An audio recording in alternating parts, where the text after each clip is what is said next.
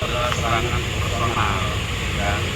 Serangan personal itu yang pertama disampaikan oleh jaksa melalui revisi itu adalah bahwa kami itu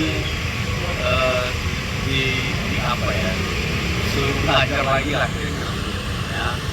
Nah, saya pikir ini kan bukan soal ranahnya, ya. Soal ranah mengenai apakah itu adalah konteks dari sebuah argumentasi hukum, itu tidak lagi ke sana, kan? Nah, kemudian yang kedua yang menjadi catatan kita bahwa argumentasi yang kami sampaikan di dalam pembelaan kami dianggap oleh jaksa itu sebagai sebuah halusinasi yang pertama itu, yang kemudian disimpulkan itu akan meratkan terdakwa dalam materi kita. Nah, kalau seperti itu dalilnya jaksa, berarti benar selama ini tuduhan dari kita bahwa perkara ini bukan didasarkan pada fakta, ya kan? Berarti apa yang didalilkan oleh kita dalam nota pembelaan yang terdahulu, termasuk kami juga, adalah benar bahwa tuntutan yang disampaikan kepada kita itu bukan tuntutan yang sesuai dengan fakta-fakta persidangan.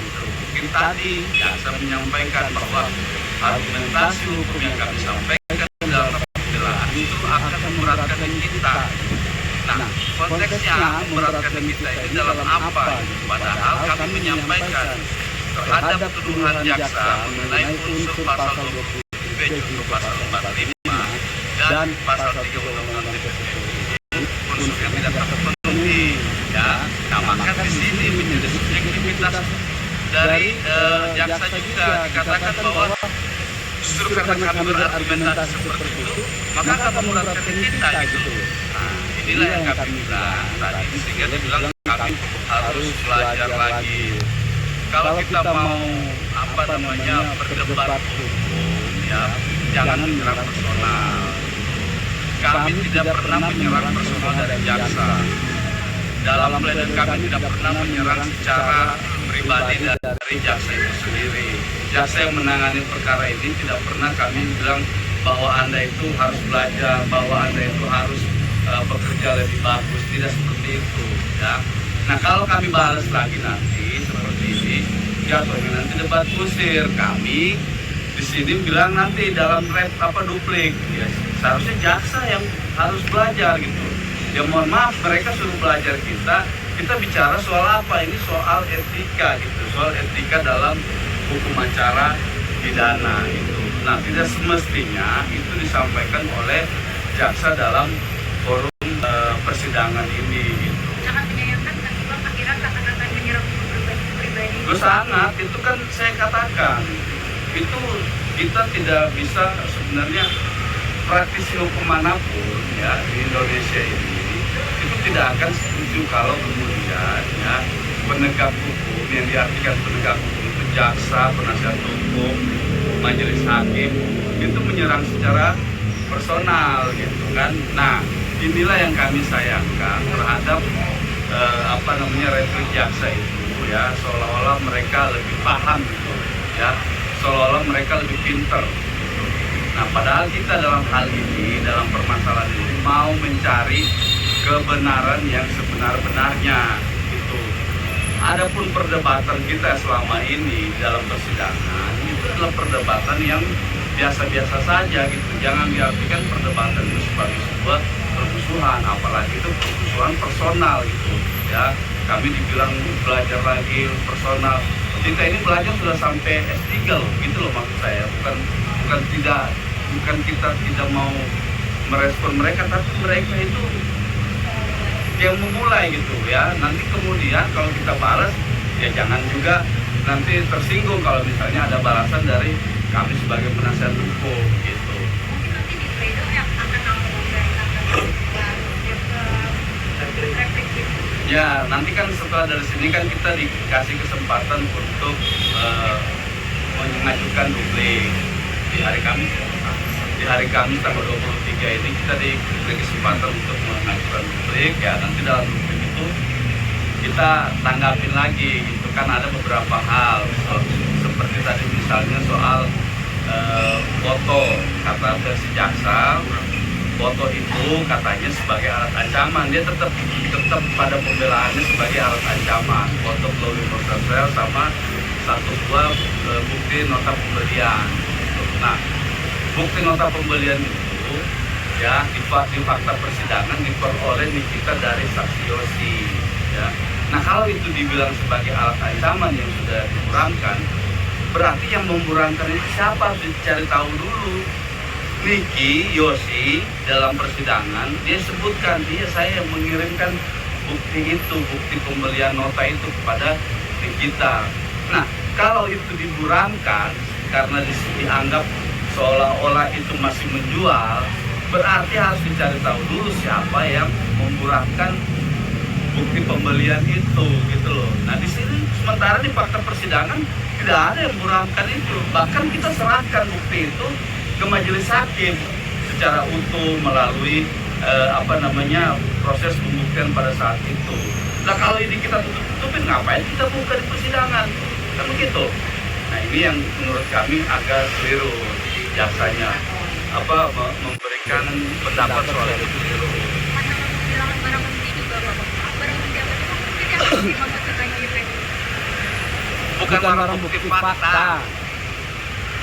Kalau jaksa tadi dalam repliknya dia sampaikan bahwa baik Nikita maupun kami penasihat itu tidak menyajikan fakta hukum secara utuh. Kami balik juga, mereka menyajikan fakta hukum secara utuh, kan begitu. Ini kan boleh namanya juga argumentasi gitu loh.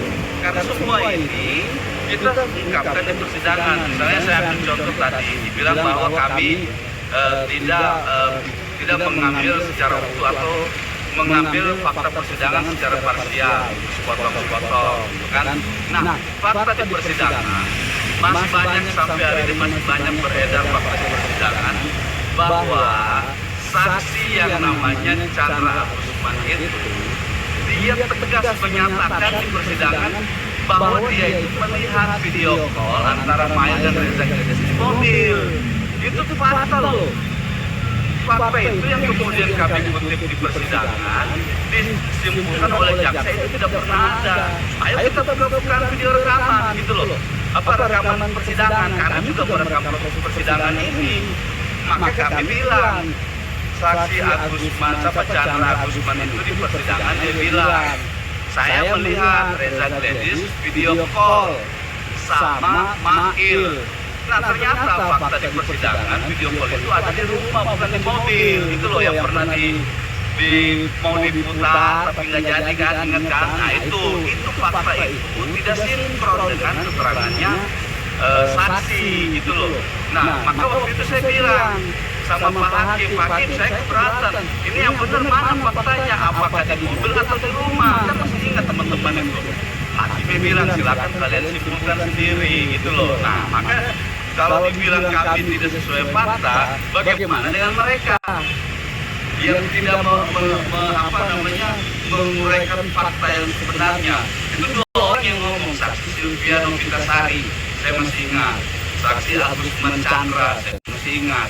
Mereka berdua ada di mobil bersama-sama dengan Reza Gledes. Tapi versi berikutnya Reza Gledes bilang bukan di mobil, tapi di rumah. Itu sama keterangannya dengan suaminya Tauba ini. Nah, sekarang fakta mana yang kita mau pakai gitu loh. Ya, kalau kita mau pakai fakta di dalam mobil, berarti ini tidak benar. Yang di rumah, kalau kita mau pakai fakta yang di dalam rumah, berarti mobil tidak benar. Kan gitu saya bilang. Makanya dalam kesimpulan pledoi kami, tuntutan jaksa itu bertentangan dengan fakta, begitu. Oke, Bang, terakhir Bang, satu lagi. Kemarin kan sempat bilang menyurati presiden ini, apa Bang? Jadi Bang, menyurati presiden? Insya Allah jadi. Besok insya Allah kita akan melakukan meminta perlindungan hukum ya pada presiden, termasuk kepada Kejaksaan Agung juga. Mudah-mudahan besok tidak ada halangan. Besok kami akan berkirim surat ke presiden. Apa aja Bang poin-poin isi suratnya?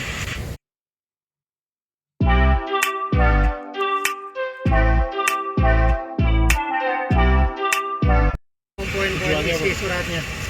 Ya intinya dalam surat itu kita minta bahwa perlindungan hukum terhadap kita atas proses hukum yang dialami dia ini gitu kan, terdapat beberapa kejanggalan-kejanggalan. Nah kami meminta kepada Bapak Presiden ya, kepada Jaksa Agung untuk memperhatikan persoalan ini kan, jangan sampai kemudian persoalan ini menjadi presiden buruk bagi penegakan hukum kita. Itu sebenarnya harapan kita supaya perkara ini diperhatikan, supaya masalah ini tidak berlarut-larut. Dalam arti berlarut-larut itu adalah terkait dengan adanya proses-proses hukum yang menurut kita itu tidak menjadi relevan kan. Seperti juga diambil lagi kasus yang terlalu rawan ini dalam pledoi gitu kan, persoalan ngapain sih dibawa ke dalam urusan ini gitu loh. Laporan ini KPK gimana? Barangkali itu bisa Kalau laporan KPK kan kemarin kata dari KPK itu nanti menunggu waktu 1 bulan. Jadi kita itu sudah 2 minggu lebih. Ya berarti kurang lebih 2 minggu lagi lah. Nanti mungkin 2 minggu ke depan ini kita akan mendapat update terbaru dari KPK. Harapan ini ada yang positif gitu ya dari laporan atau pengaduan yang pernah dilayangkan oleh kita. Mudah-mudahan pada saat nanti 2 minggu ke depan tidak ada hambatan. Kalau misalnya kami belum mendapat tanggapan, kami yang akan mendatangi KPK. kemudian pengawasan pada kejaksaan dan hakim ada juga Apanya ini? ada permintaan dari tim kita untuk pengawasan terhadap jaksa dan juga pada hakim. Oh iya, ada. Ada juga. Kalau itu nggak bisa karena kan ini berkaitan dengan sesuatu yang tidak bisa disampaikan. Karena kami sudah memberitahukan supaya terhadap persoalan ini mendapat kemarahan dan sebagainya kan. Nah kemudian dapat tanggapan, soal itu kita tidak tahu lagi dan biarkan orang yang akan sampai tempat ini yang akan sampaikan ini melakukan tugasnya. Tapi masih dalam pengawasan ya? Masih dalam pengawasan. Semua ini kita lakukan dalam rangka mengawal proses penegakan hukum. Tidak lain lagi itu, kita cuma membutuhkan supaya persoalan ini tegak lurus, tetap bergerak.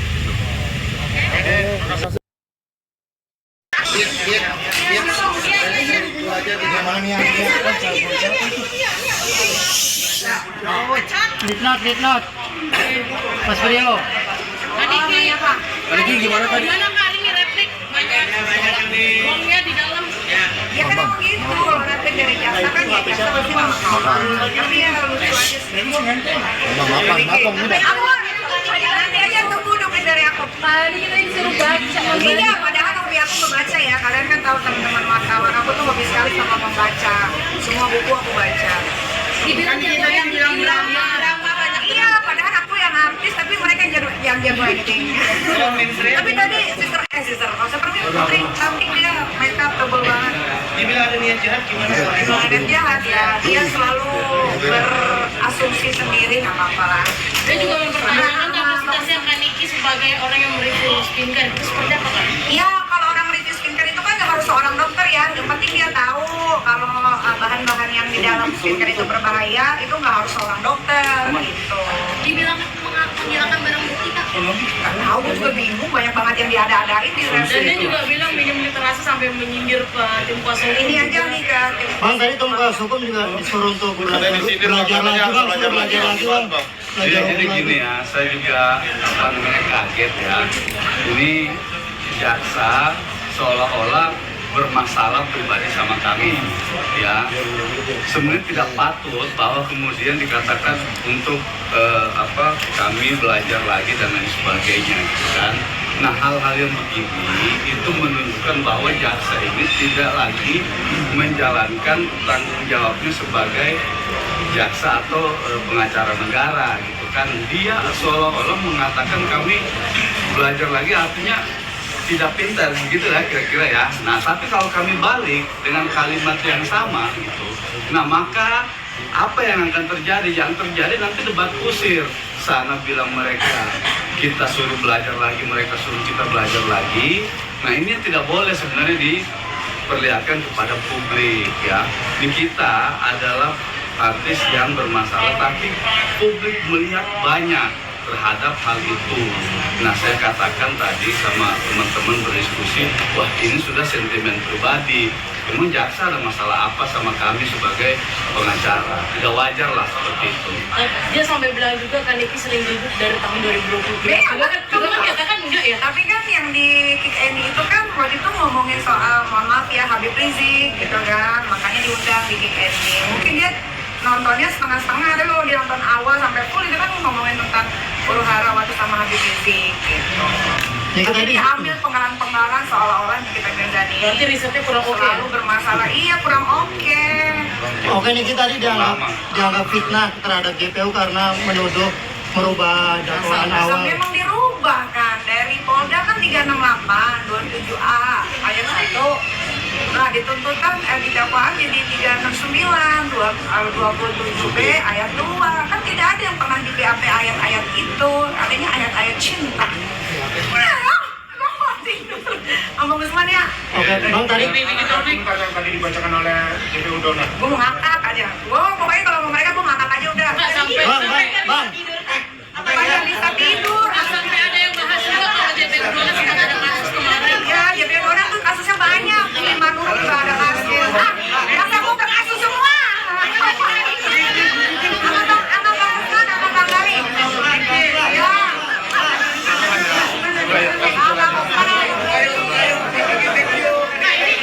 Iya. Bye-bye lo kalau yang pegang kasusnya. Jaksa dua lah. Oke, Kak, dadah dulu. Dadah. Kak, lanjutkan Kak, baru Kak. Oke, rambutnya baru dulu. Ketinggalan ini, ayo. Oke ya. Ayo ya. Oke. Yo.